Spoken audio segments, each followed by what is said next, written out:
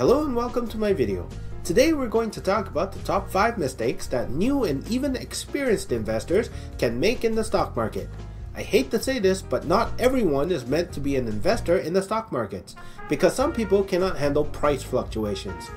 This video is about what I experienced from watching and talking to others that frequently trade on the stock markets. Mistake number 1. Thinking it is easy and requires little to no work. All the people that I know invest into the stock markets don't do any research and only listen to others. It is very important to do your own research when investing into a company to make sure. Doing the research can take a lot of time. 2 to 3 hours time is not enough to make you understand everything about the company. I know it is tough.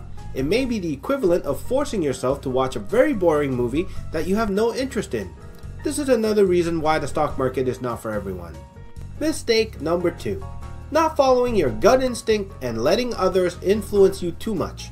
When I was new to the stock market, I was looking at Netflix back in 2012. I was looking at Netflix at $60 to $65, and this was before the split. I saw that it had a huge crash in price. I thought it was a good investment due to the fact that it was putting Blockbuster out of business. Since I was new onto the stock market, I decided to ask for advice from my mom's friend. She told me not to buy. Due to the fact that I listened to her, I lost out big on an investment opportunity. Other people I know buy stock from hearing the news or taking advice or recommendations of a wealthy individual. Warren Buffett said that not everyone is meant to be in the market, and I totally agree with his statement. If you found a stock you truly believe in, don't let others influence you and tell you not to buy. Make your own choice. Mistake number 3. Letting greed take over. Most people buy breakouts. And when they're losing money on a failed trade, instead of buying more and averaging down, they tend to sell and look for another stock to buy. Option trading is a good example of what most traders that want a quick return will do. Chasing the stock market price is a bad habit unless you are a professional day trader.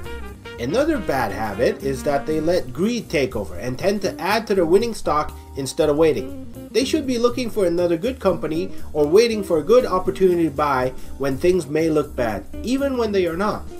Mistake number 4. Getting emotionally attached to a stock. I am very guilty of this one. I used to defend AMD when everyone told me that Intel and Nvidia is better and the company wasn't going anywhere. I knew they put up good valid points at the time, but I decided to look the other way and ended up losing everything I gained.